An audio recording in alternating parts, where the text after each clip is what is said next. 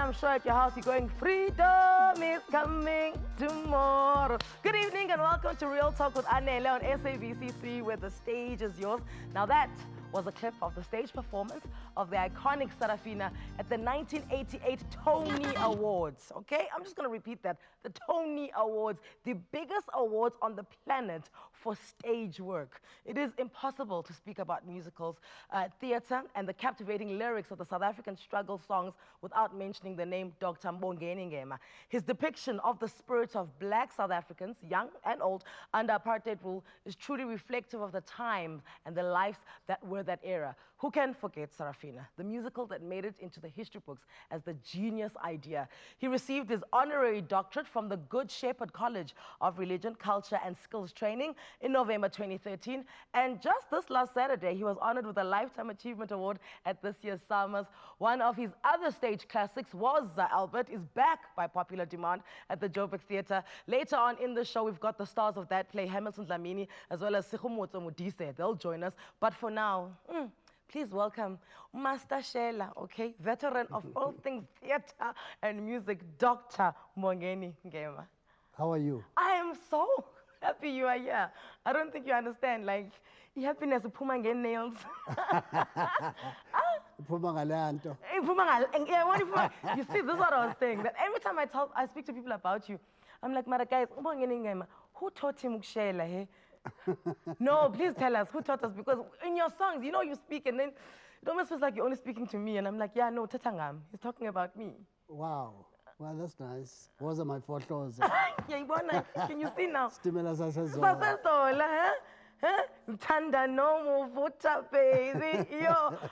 So the thing about Sarafina is that it almost didn't happen because Peter Brooks wanted you for another production, right? That's incredible. You know, talking about Peter Brook, I mean, he is revered in the world of theater as sitting on the right-hand side of God as a theater director, especially those years in the 70s and the 80s. Here am I, young Mbongeni Ngema, studying the book of Peter Brook, An Empty Space. Never thought that I would ever meet this man who the whole world salutes in terms of his contribution to the theater world, the man from England. And I'm doing Asinamali in New York, in Harlem, and I hear that this great man is around in New York. Not only is he in New York, but he's coming to see Asinamali. And after seeing Asinamali, he was so, it swept him off his feet. I mean, he was so exhilarated by the performance that he asked me to go and do workshops with his actors in Paris. He flies me Concorde to Paris. Concorde? Woman. We were sebenza my actors work, and then I gave them theater workshops, and I'm like, is this real me? And thereafter, he's asking me to come and perform a lead role in the play that he was putting together, and he gave me an 18-month contract. It happens at a time when the idea of Sarafina had just come, and I had to do a lot of juggling, thinking about, do I go with this man who I have loved for so many years and work for him for 18 months and risk not doing Sarafina at all? Or do I carry on with this production, which I don't know if it will ever see the light of day? And what it's going to do for your name, even if it does see the light of day. Yeah, and what it's going to do for my name.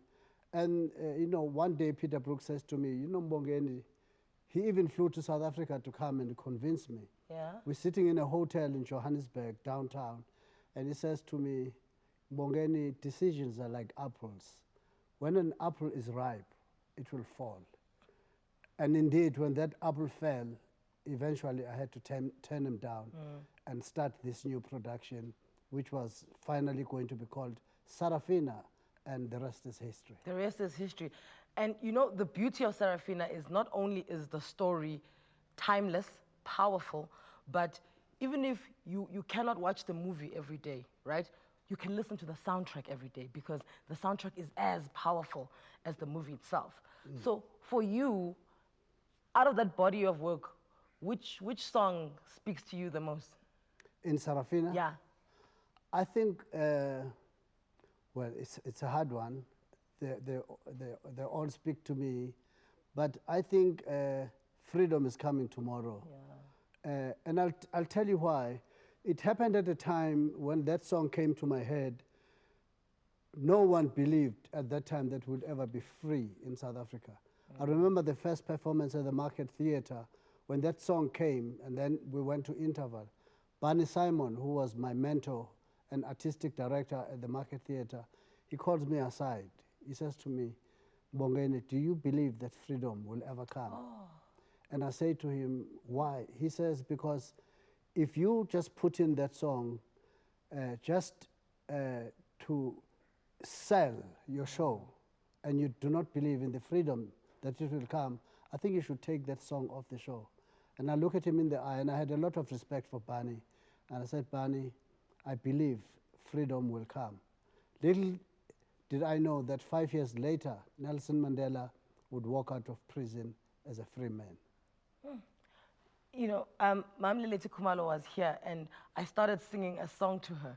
And in between the tears streaming down her face, she carried on singing along. And this was the song. Please, can we play it? Today?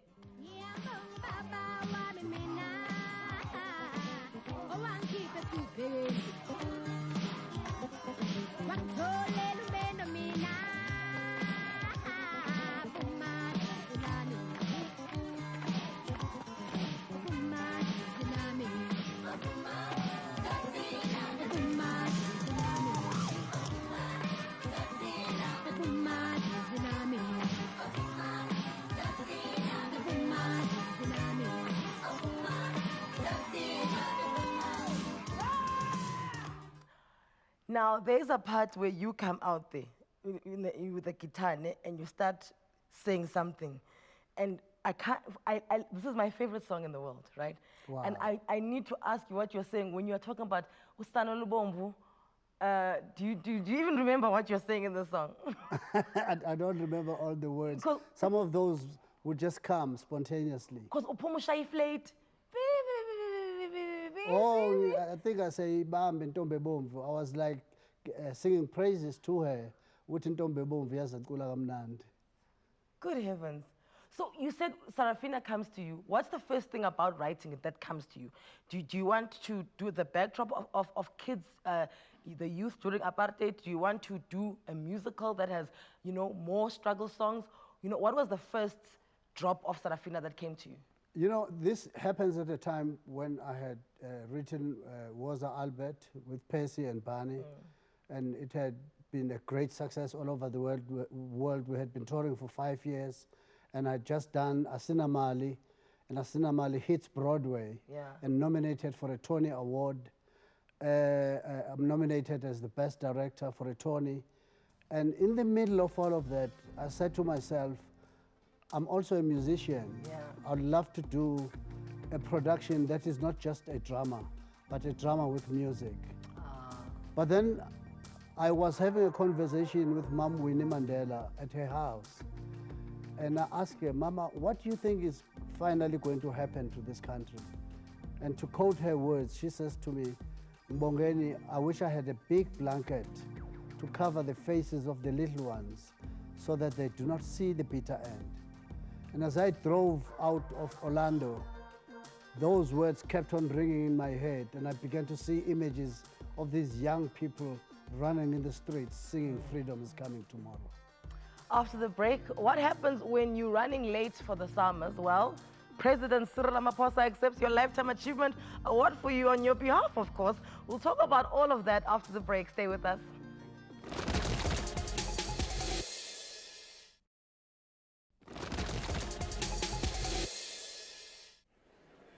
The first Lifetime Achiever Award of Summer 24 goes to Dr. Mbongeni Ngema.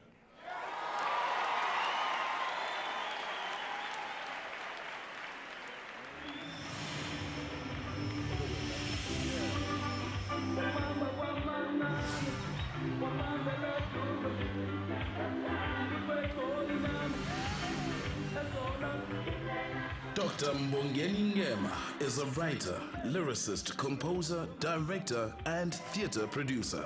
He has created an astounding archive of work that includes the acclaimed Wozze Albert and the musical Sarafina, which had a 2-year run on Broadway and toured across the world. Sarafina was adapted into a feature film for which Dr. Ngema produced the soundtrack with Quincy Jones.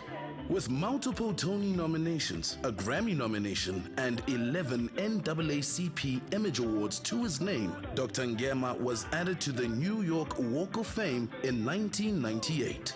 Dr. Ngema has written and arranged music for international artists including Michael Bolton and was a vocal arranger for the animated film The Lion King.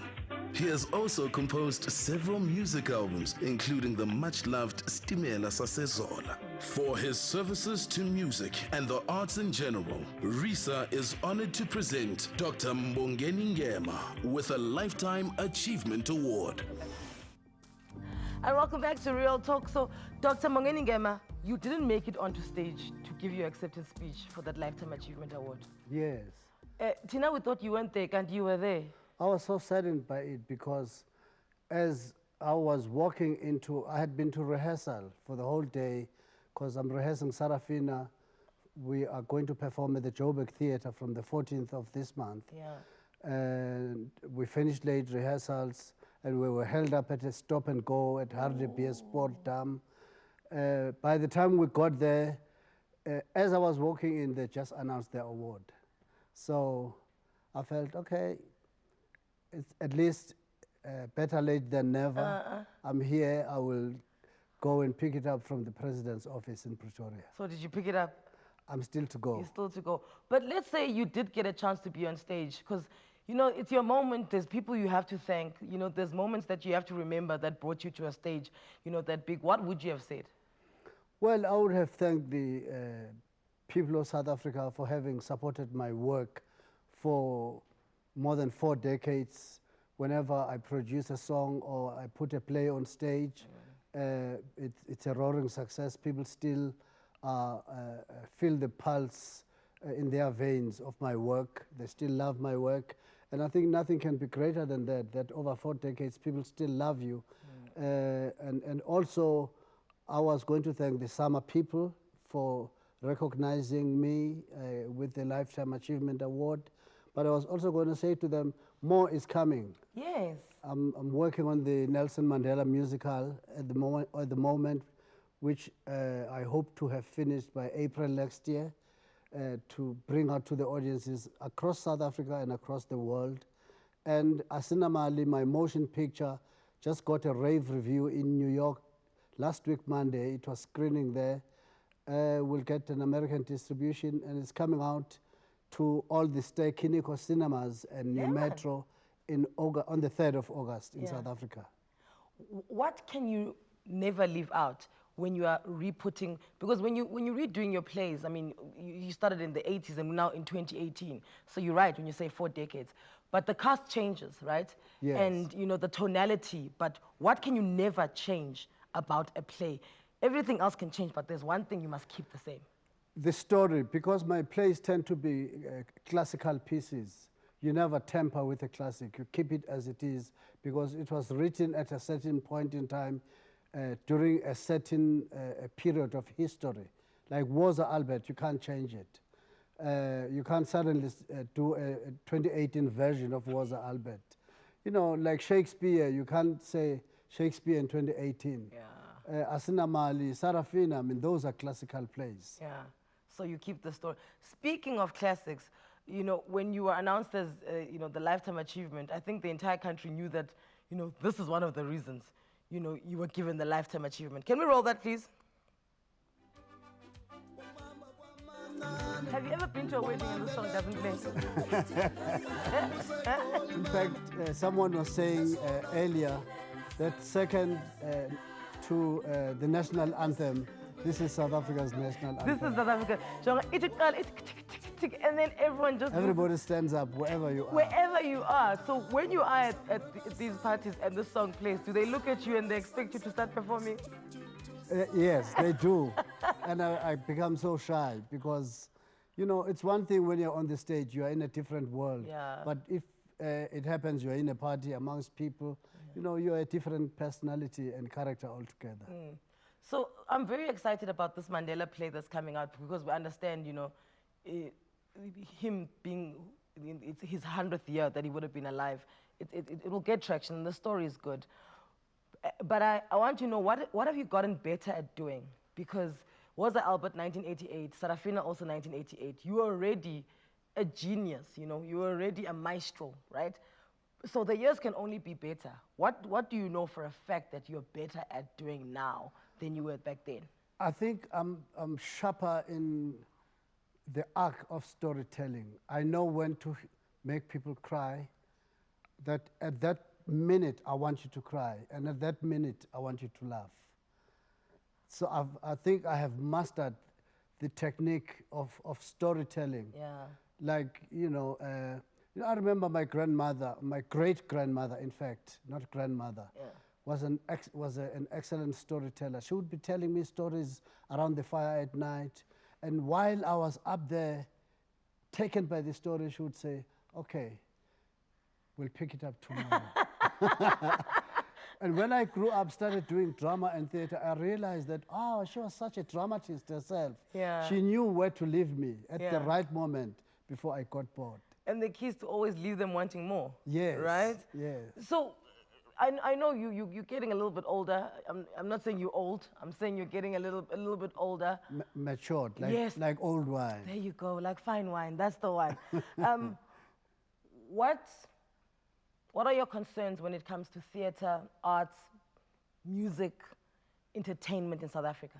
You know, my greatest concern, when we were growing up, I mean, even a generation before me, people like John Kani, Winston Jona, Fats Bukholane, Hugh Masekela, Kaifa Semenya, we were all so scholastic.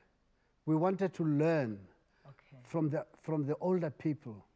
I remember how I used to go and sit next to Gibson Kante in the middle of the night when he would be writing a song. When every actor and actress and singer was gone, I would be sitting next to him, wanting to learn and understand how he structures his chords.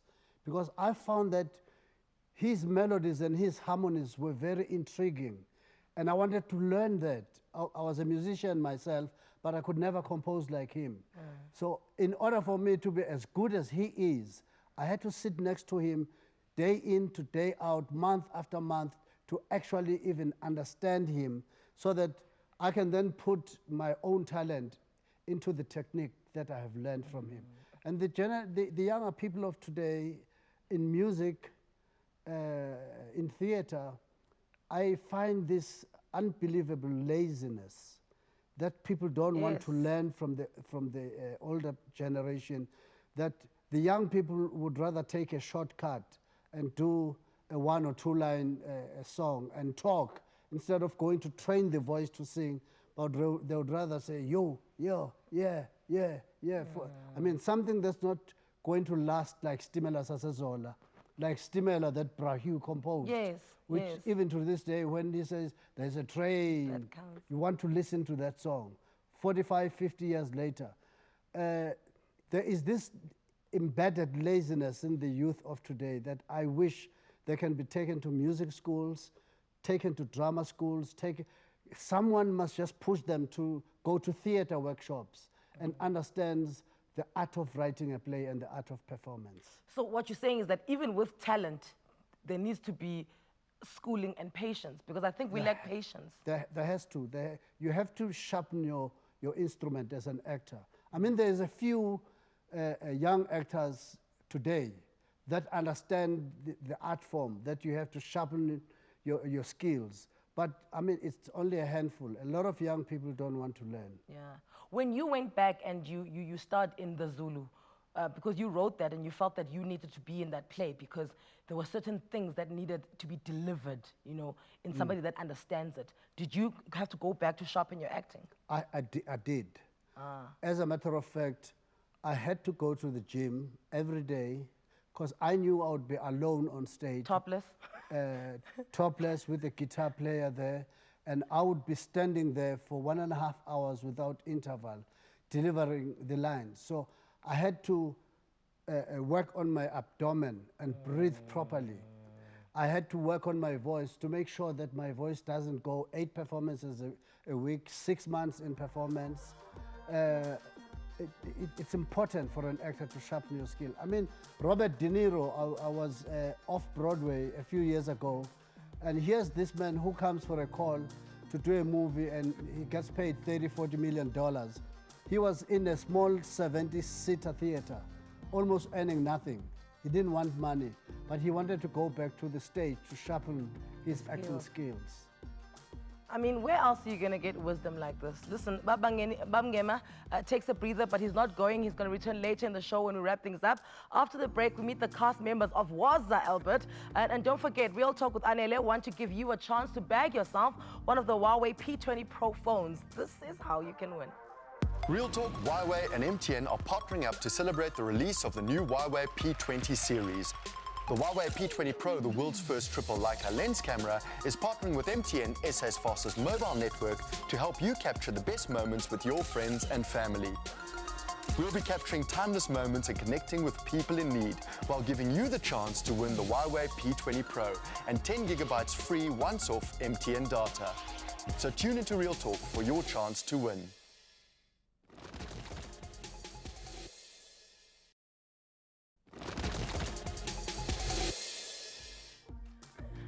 And welcome back to Real Talk with Anele on SABC3, where the stage is yours.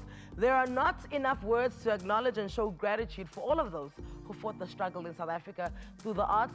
Wozze Albert is a brilliant example of protest theatre in the 80s, as written by Percy Mtwa, Dr. Mbongeni Ngema, and the late, great Barney Simon. It explores the many issues around the lives of black laborers in apartheid South Africa, who then received the news that Christ has arrived, right? This is the backdrop of it. We welcome onto the Real Talk couch. 2018, I have to say this, otherwise he's not going to talk, right? 2018 SAFTA winning actor, okay? Hamilton Dlamini. And he's also award winning, but I don't think he's as pedantic about it. Welcome to the show, Segomotso Modise. Guys, welcome. Yeah, well, thank you. You didn't bring the SAFTA today? I didn't. We're done. It's over now. Oh, I'm doing Wozze Albert, so I'm waiting for another award that will definitely accompany. So where's the SAFTA now? Is it a doorstop somewhere? Yeah. It's a paperweight. It's in the household. No, but it's there, yeah, in the household, yeah. Segomotso, welcome to the show. This is your first time here. Thank you for your time. Well, thank you for having me. Now, here's the thing. This one has been in Wozze Albert, right? He's been with Modise Shabangu as well as Mkwane. So have you, going into it with him, do you not have like hesitation, like, oh my word, how am I going to do this? No, Dre, let me tell you the story, my story of Wozze Albert. Hamilton calls me on Monday evening around 7:30, telling me that, look, man, come and help me out with Wozze Albert. We're opening on Wednesday. Yeah, so no, wait, I don't think the country heard you properly. Just stop it. No, he called me. You say it like it's normal to do those things to people. I need to hear it again. It's Monday evening, and then? He calls me and he says, I want you to help me with Wozze Albert, and we're opening on Wednesday at Soweto Theatre. So I had one day for rehearsals. Why you so? Yeah, it's because Mkwani moved on, Peggy Mkwani moved on, and the show goes on. I had to get somebody, and fortunately, I had spotted him in Marikana at the State Theatre. So I thought, okay, here's a challenge. Let's see what we can do. And guess what? We opened on Wednesday, and got a standing ovation. And look here. Look Here now, we are. where are you now? You're sitting here. Yeah. Boy. What's the process? What's the process in changing actors? Because I mean, you've done the plays with other actors before, right? Yeah. So surely there's a process in you, because there has to be a flow between the two of you, a rhythm. That's what I'm looking for. Yes. Yeah. It's not easy to do it, Wozze Albert. You have to spot a few people. In case I don't find Segomotso, then I should have somebody on standby who could do the show, because I mean, basically, I'm celebrating with Dr. Mbongeni Ngema and all the work he's done to liberate us. We struggle. When there was nobody in this country who could say what he said in all the shows that he wrote. So let's have fun, and it's also therapeutic, you give me. So wherever I go, I just spot somebody with the energy, the right energy for Wozze Albert. Next year, we'll be doing the same thing. If Segomotso is not available, then we hire somebody. The show goes on, and the story is very important, especially to South Africans who have constant amnesia. So they must be reminded about apartheid, because don't forget, we're voting next year, April. So if people don't remember what happened to apartheid, you know, during the black era of, people in apartheid, you know, yeah. it might come back in 2019. Yeah. So we must warn them, well, this is how we were treated, and that's it, be careful where you place your vote. Which is so good. Segomotso, you were nodding at the fact that, you know, people have to be reminded. So obviously, as much as you were given 2 days to prepare for it, you do understand that it's a big task. And for you, why is it a big task? Look, back in the day in Mafike, I'm from Mafike in the Northwest Province, there used to be auditions for Northwest Cultural Calabash. There would be 8 or 10 groups auditioning with Wozze Albert. But they would do it differently. Maybe 4 cast members, 5, they did not stick to the originality of it, of 2 actors on stage. Yeah. Now, I have never thought of myself doing it. Ne? Yes. And Wozze Albert, it's a classic. It has been done by Dr. Mbongeni, Ngema, Louis Boku, Peter Mashiro. Around the world. Yeah, and Hamilton Dlamini, and here I am doing it today. And it's relevant because in Wozze Albert you have Auntie Dudu who is starving. People are still starving out there. There's a young mid-seller who wants to go to school. There are a lot of children who stays 100 kilometers from school. Like, Wozze Albert is still relevant, and South Africans must come and see it and remind themselves of where we're coming from. You said it's therapeutic. It is therapeutic. I mean, I don't have anger because I know the damage white people have done to us. Yeah. So I'm healing myself. Yeah. So that I don't have rage. But somewhere you feel like chewing them. But Wozze Albert says, no. Calm down. It's a satire, yeah. Dr. Mbongeni Ngema explained, yes, in somewhere he knows when to make you laugh, when to, yes, Yeah. it's got that modulation. So I'm kind of going through a process of healing. So should we be pushing towards, because you know in high school there's plays, right? And not that I ever got cast because I can't sing and I can't act, but I used to go to auditions. But it was always, you know, the West Side Story, Sound of Music, Cats.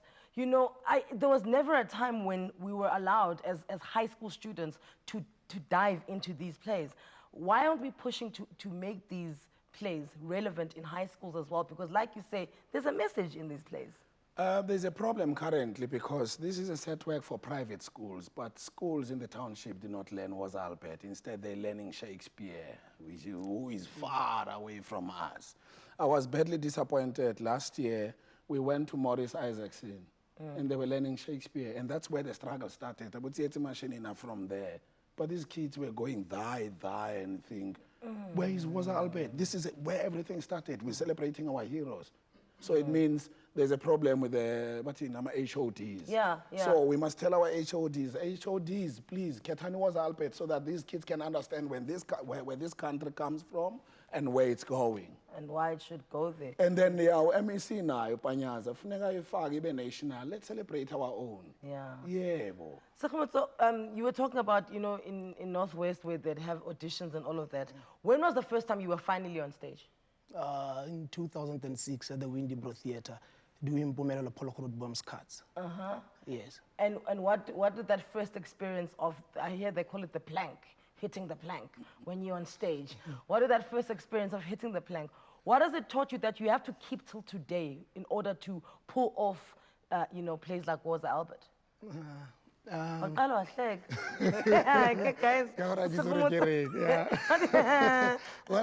man, it was exciting. I was excited because they called Siyabonga Twala to play Mubara there. So I'm from Mafike and I see this guy who I always see on TV. I'm like, God, it's amazing. Yeah. I'm getting paid every Friday for doing something that I love. Yeah, so it was amazing. But what can't you forget, which helps keep you, you know, Dr. Mbongeni was talking about, you know, sharpening yourself at all times, sharpening your craft and being able to learn and being a scholar.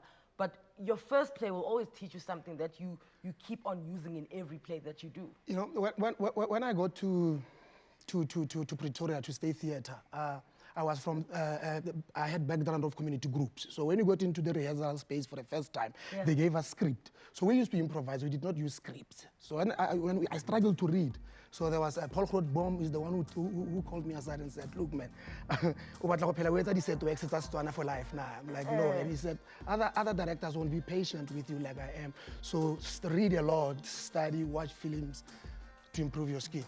And there you are. Listen, we'll be back with more from the seasoned theatre, television and film stars after this short break.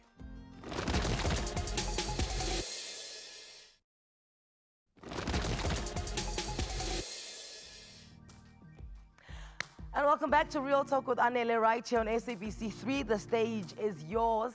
Wozze Albert is currently on at the Fringe Theatre stage until the 17th of June. Today, we're in the company of the play stars, actors Hamilton Dlamini, as well as Segomotso and Modise. Don't forget that Dr. Mbongeni Ngema will be back with us a little bit later so we can wrap this theatre talk up. The theatre work of Hamilton Dlamini, as well as Segomotso Dlamini, Modise and Diakoka, allows them the freedom to honestly challenge our thinking as South Africans and also bring a mixed audience of black and white together under one roof. Now, I understand with Wozze Albert, there are times that gets a little bit uncomfortable, right, on stage. And I think that's what art is supposed to do. Yeah. Art is supposed to make you uncomfortable. Yeah. What would you say is the most important question, statement, thought that Wozze Albert is making? Yay. The statement that it's making, basically, to sum it up, it's to teach our people what to do and what not to do to one another. There's still racism today. It's because we did not address it. We never spoke about it. So Wozze Albert shows white people how they treated us, and it shows how black people, how inferior were black people. And at the end of the show, you need to find, because we wake all the true leaders, true African leaders. So we need to find a way of treating each other in this new South Africa, because it is really complicated. People don't understand it. After 24 years, we're still pointing fingers. Senabo, Sparrow, you name them, we're still fighting for the land when we could have fought for the land in 1994. So there's quite a lot of issues that we did not tackle since 94. So it's about time to tackle them. And yeah, so Wozze Albert, it unpacks everything again after 1994, after 24 years. It says, have you addressed this issue of poverty? Have you addressed racism? And there's quite a lot that needs to be addressed. So I hope our presidents or the oncoming ones will definitely address what people want out of South Africa. Segomotso, now, do you have to be, because you can see Hamilton, as much as he's a thespian, right? He's an activist. He's politically charged, right? Do you find that you have to be that to put this set of work out, or can you just be the teddy bear that you are, and you can just go to work and get into a role, deliver it, and then go home? I try not to be militant, but he's like, yeah, man, talk. No, but you know why is he like this? He's from Buputatswana. Okay. So Mangope, small haven. No, it was not heaven. Why are you saying it was heaven? No, it was. I mean, you guys had everything during the times of Buputatswana. Wait, are you trying to imply that homelands had it easy? Oh, yes. Transkei, all the Bantustains, you know, you were having it like in Joburg at that time. Yeah. No, how were we having it lekker? Yeah, you had everything. You know, we used to get invaded every other day. You know the registration numbers, YBA, YBB, YBC, I'm a Cressida, Mercedes, and all the Tina Sama, Toyota, chose. The other day you were saying that I want to MK. That's what I said. Okay. I asked him because I wanted to say, okay, fine, and then I could tell what he read in my because he never, as long as you know. That's one of the words about But wait. Abe homeland abaXhosa babe ngo MK nje, but when the homelands, how did we get it right? I know bancetwe ilando by ehlathini and all that. SamaXhosa ngawaqalela. Hamilton is here to offend everyone today. Everyone. But who? Dear PCCSA, sorry ne. Sorry va. Okay, fine. So you are wanting him to be a bit more, right? Yeah, lando. What can you learn from him?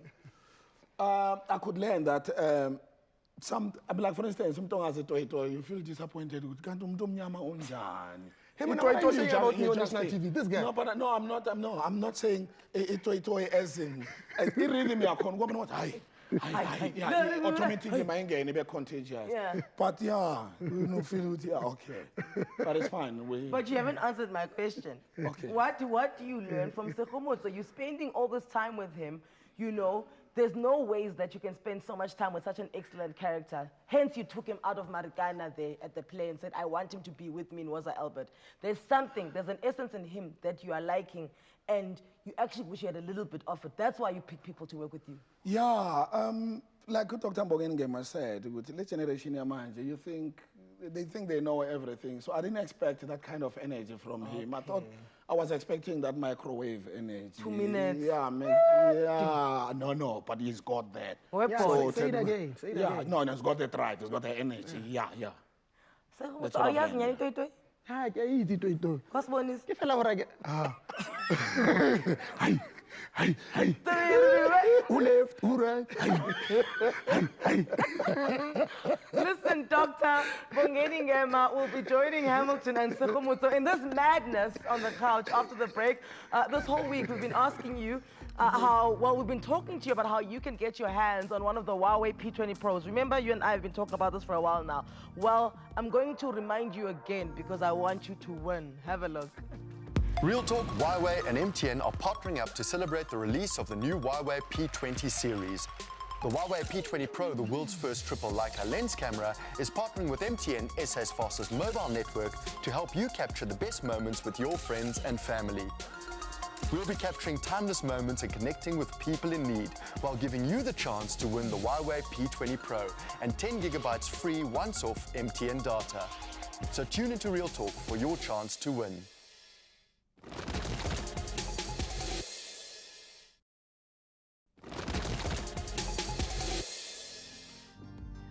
And for the last time, welcome back to Real Talk. Now, the man who made it all happen for Wozze is back on the couch with actors Hamilton Dlamini and Segomotso Modise, and the conversation continues. Artistic director at the Market Theatre, James Ngobo, once said this about Dr. Ngema: Mbongeni will always walk into wars because his nature is very brave. He will say things where other artists will draw the line. Dr. Mbongeni, has there ever been a time when you think to yourself, yes, I shouldn't have said that, yes, I shouldn't have done that? Let me just say sorry. No, because I try to be true to myself. I try to say things that are from the heart. I've never felt like I should say sorry for anything I've said, whether it hurts, whether it feels good.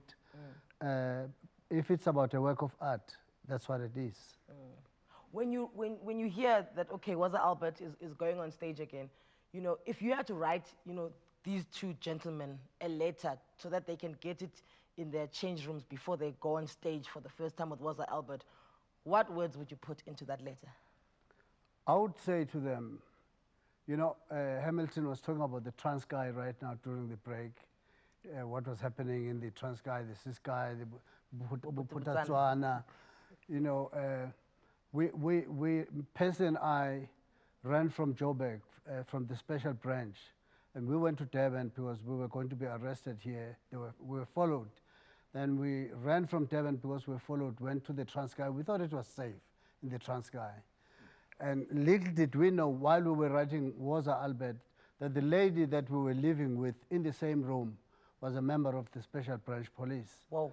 And we got arrested. We got a police visit, and we were detained in the Transkei. And Matanzima was valele Trongwen. So I would say that experience of being in jail, because while we were in jail in different prisons, Upese and myself, individually we carried on writing in our heads. Of course, when you're in detention, you can't have a pen and paper. But the day we met after detention, we carried on. Of course, we were thrown out of the Transkei as undesirable people in the Transkei. And we came back to Joburg and carried on from where we were. I would say, if you could just picture how it was like to be in that prison, trying to write a play. Your sin was to try and write a play. It would give you so much of a spirit to take to the stage to perform Wozze. That is beautiful. That is beautiful. Do you think theatre is in trouble?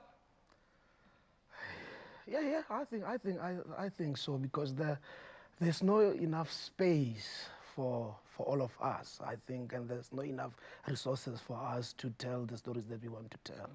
How do we create that? Is he correct? We need space and we need resources. Yes, but everybody wants to act, so I'm not sure whether who are the actors now and what kind of stories do you want to tell, because don't forget, stories like Wozze, about Asnamali, township boy, they're still waiting there, Guma archives, Guma shelves. But we're choosing logo ice cream, you know, so celebrate and when we did not address the issues that are facing our people. Yes. So we need to go back to the archives and pull out those shows because those shows never got an opportunity to perform in the mainstream. Yeah, baby. So let's put them on the big stage. Yeah, they perform it proof and all that. So now we are free. Let's put them on stage and let's say this is what Dr. Mbongeni Ngema did, this is what Pesim did, this is what John Litoaba, and everyone who participated. Yes, and we must tell stories that will get people to the theater. Yeah. Okay, so I mean, television itself is under attack from streaming services, right? So we constantly have to be putting on content that is fighting the fact that people want to watch what they want to watch when they want to watch it. When it comes to theater, do you not feel that there's a bit of a threat? Because originally it was threatened by television, Dr. Mbongeni. How are we keeping theater fresh and alive to make sure that people are leaving their houses to sit down for paid seats, not free tickets, for paid seats to support theater? Well, I think first of all, it goes back to what I was saying, sharpening the skills, because you cannot cheat on the stage. You know, with television, there's take 1, take 7, take 15, take 20. In theater, there's only one take. So we have to be so good on the stage that people want to come and see us again. If they want to see that scene, they must pay and come and see it tomorrow, and tomorrow, and tomorrow. So we're going to have to tell stories that resonate with our people. A story that a person in Deep Sloot can say, that's my neighbor. I can see him on stage. Okay, fantastic. Hamilton, good luck with everything. Yeah, but thank you. Be as vigorous as you are all the time. Ne? Thank you. Thank you so much, Segomotso. Welcome to the show. Dr. Mbongeni Ngema, thank you so much for your time. Thank you. It was such a pleasure to learn from you. Do yourself a favor, take an evening off and go see Wozze Albert. It's at the Joburg Theatre until Sunday, the 17th of June. And I mean, Sunday is Father's Day, okay? Come on. Take the entire family, go and see it. And of course, the biggest African musical, Sarafina, will also be showcased from the 14th of June at the Joburg Theatre for a good 10 days to commemorate Youth Month. Speaking of Youth Month, what kind of relationship with money are you transferring to your children? We've got author of My Money, Gerald Mwanyambira, joining us tomorrow to talk youth financial planning, a very important topic that we must discuss, as well as author of Growing Up Without a Father, Charlie Peterson, is here to share his thoughts on South Africa being a fatherless nation. You don't want to miss out on that. It'll be tomorrow at 6 p.m. Right now, Isidingo is up next. Don't go anywhere. Ciao, ciao.